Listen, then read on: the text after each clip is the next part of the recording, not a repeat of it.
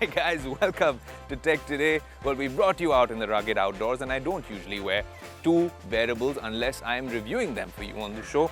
And that's what we're doing in this particular episode, the Garmin 265 Forerunner, a new product from Garmin.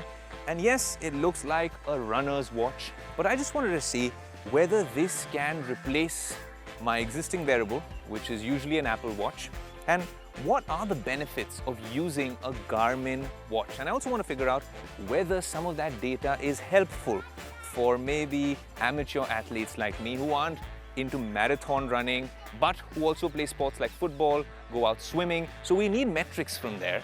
And well, the Garmin has a lot of those sensors, but then how is that data put out to the consumer and how helpful is it? That's exactly what we want to discover on this episode of Tech Today.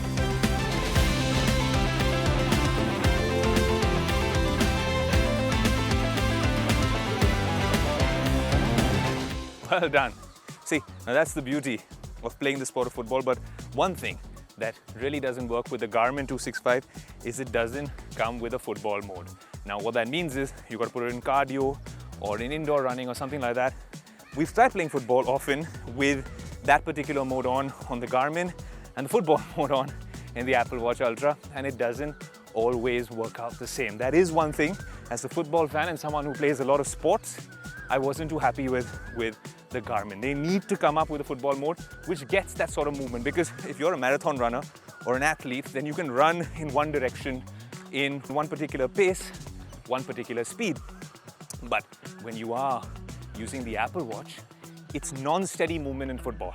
So I'm going to run very quickly and then I'm going to stop. Then I'm going to decelerate, I'll pass the ball and run. That's how the best footballers play. And for that, the Apple Watch is a much better companion. Now, of course, this particular watch comes with an AMOLED touchscreen, which is great in brighter environments and in darker environments.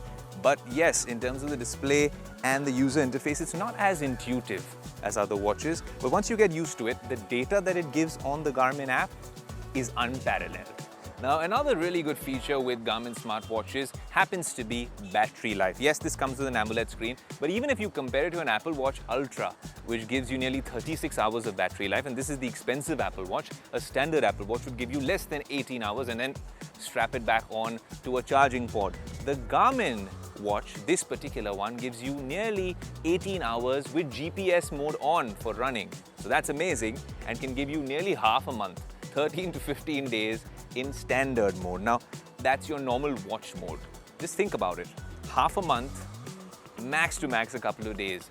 And this is just the Garmin Forerunner, which is meant for performance athletes and running. If you're talking about the Fenix 7 Solar, which is even more expensive, and we had it exclusively on Tech Today, using solar power, it had a film on top of that Garmin watch, which would then mean that it could last for several weeks without a charge. Just leave it on the windowsill on a nice hot summer day here in Mumbai and it charges itself. That's the sort of technology and innovation we want to see across the wearable space, and maybe even across the technology and personal technology space. Now, I told you about training readiness, which is a really cool feature which comes with high-end Garmin watches. It comes with this particular watch as well, which tells you that, hey, your body has recovered, your body battery is so. If you are low, then you need some more time for recovery. It uses a very complex algorithm to give you that metric. But there's also a morning report feature, which I find kind of cool. When you wake up in the morning, it gives you a bunch of things. It tells runners that, hey,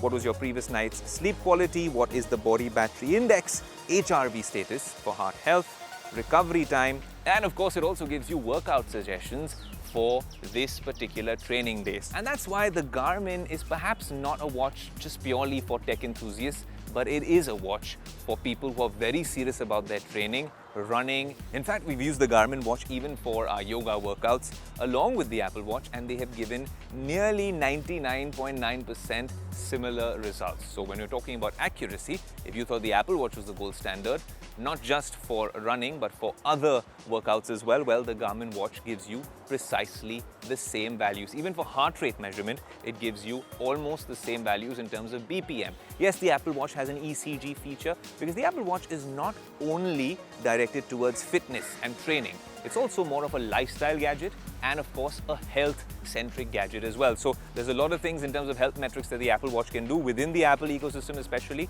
The Garmin watch is very interesting because in terms of sensors and accuracy and portraying or depicting that data, it does a stellar job as well. Now what's really interesting is while I was doing this particular piece to camera, the Garmin watch just beeped saying time to sunset is another 10 minutes. That means I have 10 minutes to wrap up this shoot. The sun's setting in the background, but we're trying to tell you exactly what this watch is all about.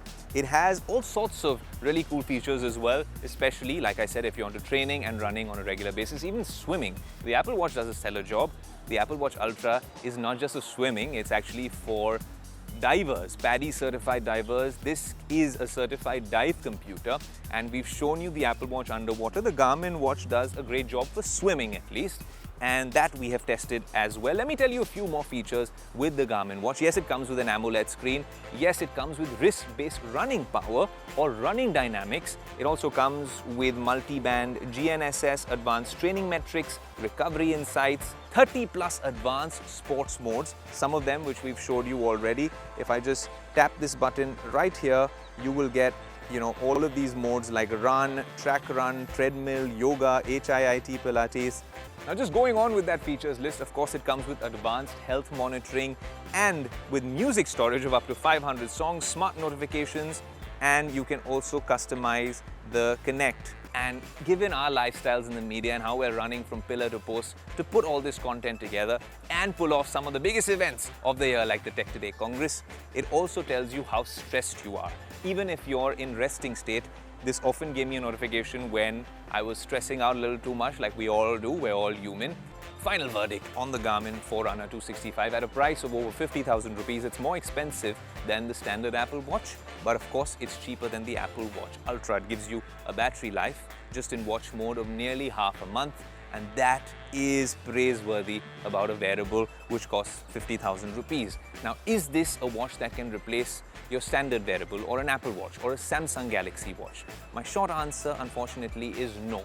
This is meant for a very particular, specific type of consumer who is not just passionate about running or training, but is obsessed with it, wants that sort of data, and really doesn't mind being disconnected from the cellular world. The Garmin Forerunner 265 is a very interesting proposition, but yes, I'd wish that they'd be able to put all that data together, put it to better use, and then make it ubiquitous and accessible to all of us enthusiasts. If you like the video, do like, comment, share and subscribe.